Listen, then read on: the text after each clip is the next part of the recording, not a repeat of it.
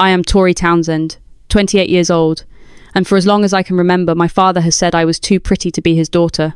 He said my blonde hair and blue eyes were proof, not of genetics, but of betrayal. In his mind, I was not a child to be loved. I was evidence of a crime my mother never committed, a living reminder he used to punish her every single day. By the time I was old enough to understand words like loyalty and marriage, I already knew what it felt like to be treated like a mistake.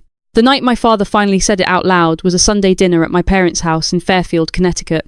The kind of house people point at from the sidewalk. 6 bedrooms, Tudor style, polished wood, and a dining room filled with furniture my mother cleaned as if perfection could save her. My grandmother Eleanor watched him like a hawk. My brother Marcus stared at his plate. My mother Diane held her napkin so tightly her knuckles turned white. Then Gerald Townsend cleared his throat and said he would not attend my wedding. He slid a piece of paper across the table. A consent form for a DNA test. His signature was already there. He told me I had 6 weeks to prove I was his, and if I did, he would walk me down the aisle and apologize. He smiled when he said it, calm and confident, because he believed the science would finally humiliate my mother in public. He believed this moment justified 28 years of suspicion, cruelty, and control. I did not cry. I did not yell. I did not sign the paper either. I looked at his watch glinting under the chandelier and realized something cold and steady inside me. He had been building toward this moment my entire life. I simply thanked him for the reminder and told him I would remember it. What my father did not understand was that this was never about proving him wrong. It was about freeing my mother. 5 years earlier, my grandmother found her on the bathroom floor with an empty bottle of sleeping pills. Decades of accusations had hollowed her out from the inside. Gerald never apologized. He never stopped. He just kept insisting he was right. So I agreed to the DNA test, but I did it my way. What the results revealed did not just destroy his theory about an affair. They exposed a truth buried for nearly 3 decades. A truth that would force my father to fall to his knees in front of 60 relatives and finally see the damage he had done. This is how I learned that the man who raised me was not my biological father, that my mother never betrayed him, and that I had been living someone else's life all along. And nothing about my family would ever feel simple or safe again. By the time I turned 28, my father's cruelty no longer surprised me. It followed a pattern, steady and predictable, like a tide that always pulled the same direction. The first time I understood that I was different, I was 7 years old. I had pressed my ear against my parents' bedroom door because I heard my mother crying, the kind of crying that sounds like someone trying not to be heard. Through the wood, I heard my father's voice, sharp and low. He told her to look at my blonde hair. He asked where it came from. He said it certainly did not come from him. That was the first night I learned that my existence was an accusation. At 12, I wanted to join the school volleyball team. The permission slip sat on the kitchen counter for days, unsigned. When I finally asked him, Gerald did not even look up from his newspaper. He said he was not investing time or money in someone else's child. He said it casually, like a fact. That same week, my brother Marcus got brand new baseball cleats and a private coach. I remember standing in the hallway, holding that piece of paper, realizing fairness was something other families had. By 18, the difference between Marcus and me was a canyon. When he was accepted to Boston University, my father paid for everything. Tuition, housing, meal plans, spending money. He called it an investment in the future. When my nursing school acceptance letter arrived, I placed it on the same dining table. Gerald looked at it, then at me, and said my real father could pay for mine. I took out loans. I worked double shifts at a diner. I studied at 3 a.m. with coffee and exhaustion keeping me upright. 6 years later, I graduated with a degree and $60,000 of debt, all earned without his help. The worst part was never the money. It was watching what his suspicion did to my mother. Every argument, no matter how small, circled back to me. Bills, vacations, Marcus's career. Somehow, I was always the proof that Diane had betrayed him. She shrank year by year, apologizing for things she never did, trying to be perfect enough to erase his doubt. She gave him 35 years of loyalty, and he repaid her with 28 years of quiet torture. The night before I left for college, my grandmother Eleanor pulled me aside. Her grip on my wrist was firm, urgent. She told me to keep every document from the hospital where I was born, my birth certificate, any paperwork. She said she had a feeling we might need them someday. I did not understand, but I trusted her. Eleanor never spoke without a reason. Years later, after the Ultimatum dinner, I drove back to my apartment in Hartford. It was a small 1-bedroom I had furnished with second-hand furniture and stubborn pride. Nathan was waiting on the couch, his laptop open to architectural plans for a client. He had already poured 2 glasses of wine. He took one look at my face and asked what my father had done this time. I told him everything. The form, the deadline, the threat to my wedding. Nathan listened without interrupting. When I finished, he said maybe I should take the test and end it once and for all. Prove Gerald wrong. Shut him up. I set my glass down and told him it was not about proving my father wrong anymore. It was about freeing my mother. 5 years earlier, my grandmother had found Diane in the bathroom with an empty bottle of sleeping pills. The paramedics arrived just in time. Since then, my mother had been rebuilding herself with therapy and medication. Gerald never apologized. He never even acknowledged what his accusations had done. That was when I decided to take the test, but not on his terms. I researched independent labs and chose GanTrust, certified and completely unconnected to Gerald. I wanted science without his fingerprints on it. 2 weeks later, at his 60th birthday party at the Fairfield Country Club, I watched him raise glasses of expensive wine and accept praise for a life built on suspicion. I wore a simple black dress and counted the minutes. Halfway through dinner, after too much wine, Gerald stood up to speak. He praised Marcus. He thanked my mother for her patience. Then he looked at me and made a joke about cuckoos laying eggs in other birds' nests. The room went quiet. I took my mother's hand and walked out. In the parking lot, my grandmother followed us, her heels striking the pavement like punctuation. She told me there was something about the night I was born at Street, Mary's hospital, that I needed to know. Something she should have told me years ago. And in that moment, I felt the ground shift under everything I thought I knew. My grandmother spoke quickly in the parking lot, as if the words might disappear if she hesitated. She told us that the night I was born at Street, Mary's hospital, something had felt wrong. When the nurse brought me out to show the family, Eleanor was still there because my grandfather had been clinging to life. The nurse handed me to my mother too fast, barely letting anyone look. Then she left the room and did not come back. Eleanor said she had tried to ask questions later, but the hospital shut her down, claiming privacy rules and sealed records. Before they did, she had made a copy of my birth record. She pulled the yellowed paper from her purse. The time of birth read 11:47 p.m. My mother went pale. She said she remembered watching the clock during labour because the pain was unbearable. She remembered the doctor joking about almost being a leap day baby. She had given birth at 11:58. 11 minutes. Something had happened in those 11 minutes. The next morning, I walked into GanTrust's Hartford office with 3 DNA samples. Mine was simple. My mother offered hers willingly, her hands steady despite the tears in her eyes. She told me that whatever the results showed, I was her daughter. My father's sample came from a few strands of hair I took from the brush in the guest bathroom. The same brush I had used every holiday, pretending not to notice how he flinched when I stood too close. The technician explained the process calmly. 3 weeks. Legally admissible. Confidential. I paid extra to expedite the results. My grandmother insisted on covering the cost. That afternoon, I called the nurse Eleanor had named. Margaret Sullivan answered on the 6th ring. The moment I introduced myself, her voice panicked. She said she could not help me and hung up. I stared at my phone, certain now that she knew exactly what I was asking. 3 days later, Gerald sent an email to our entire extended family. 47 recipients. The subject line referenced my wedding. He accused my mother of lying and said I was refusing the DNA test.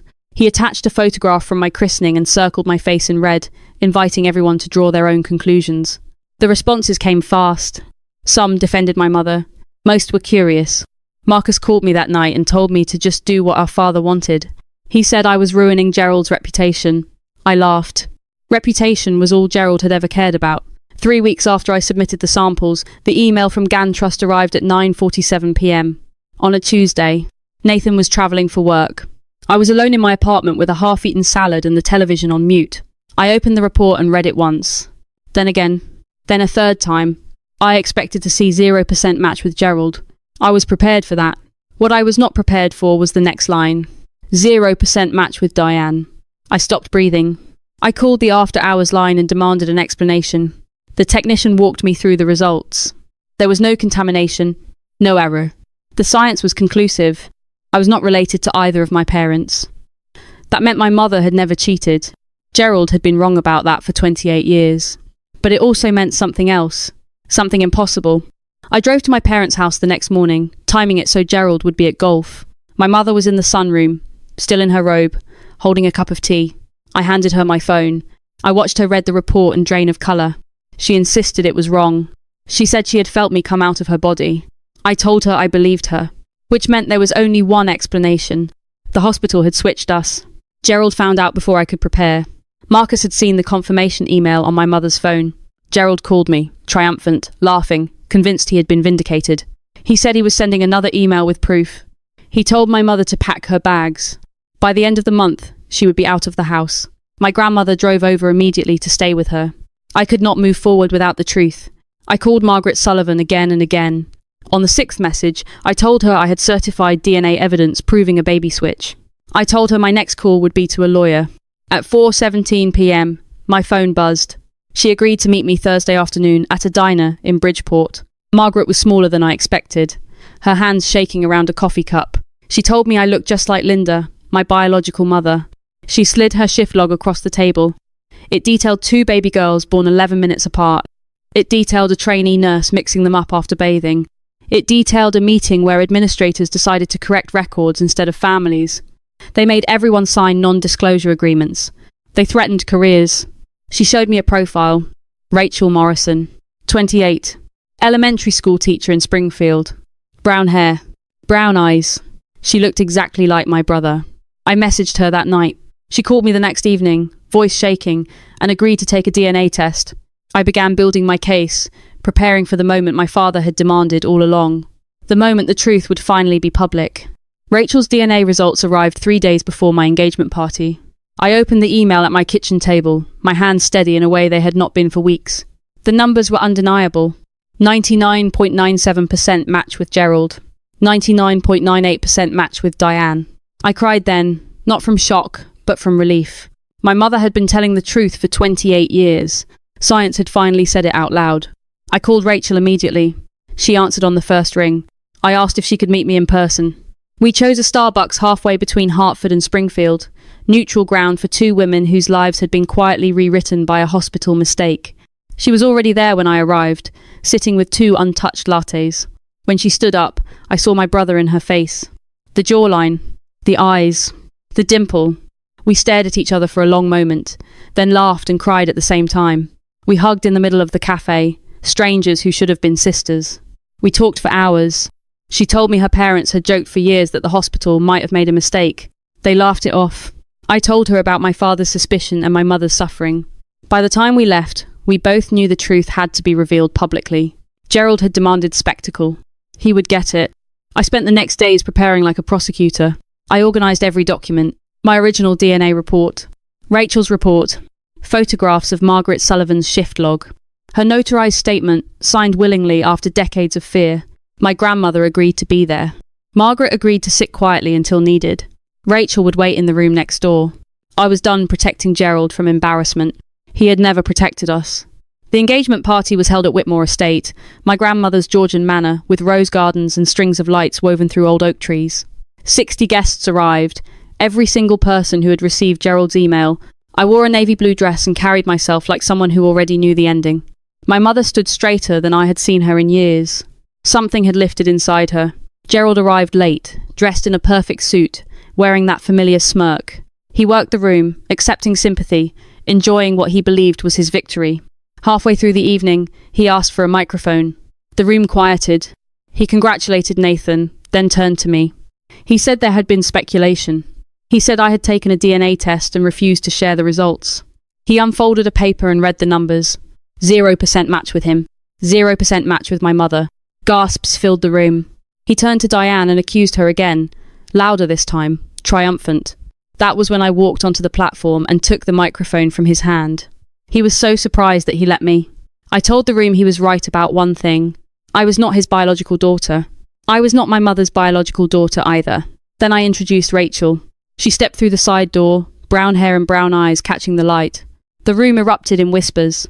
I displayed her DNA results on the screen. The numbers spoke for themselves. I introduced Margaret Sullivan, who confirmed the hospital switch and the cover-up.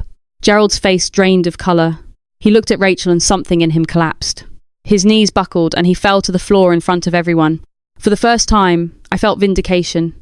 Not for myself, but for my mother. Diane stepped forward and demanded apologies. Not privately, but publicly. Gerald apologised, his voice broken. He admitted he had been wrong. He offered to repay my student loans. It was not enough.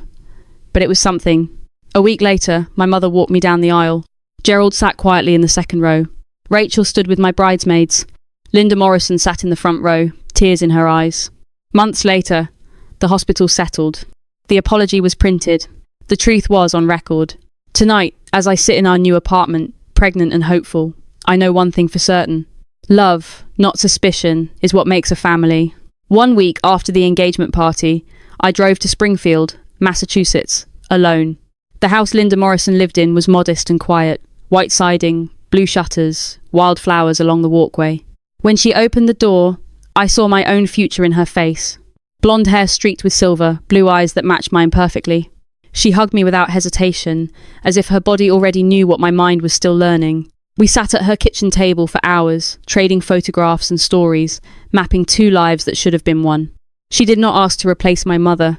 She only asked if there was room to know me, and I told her there was. 2 months later, I married Nathan in my grandmother's rose garden. My mother walked me down the aisle, her steps steady, her head high. Gerald watched from the second row, smaller than he used to be, finally silent. Rachel stood beside me as a bridesmaid, our shared blood no longer a secret.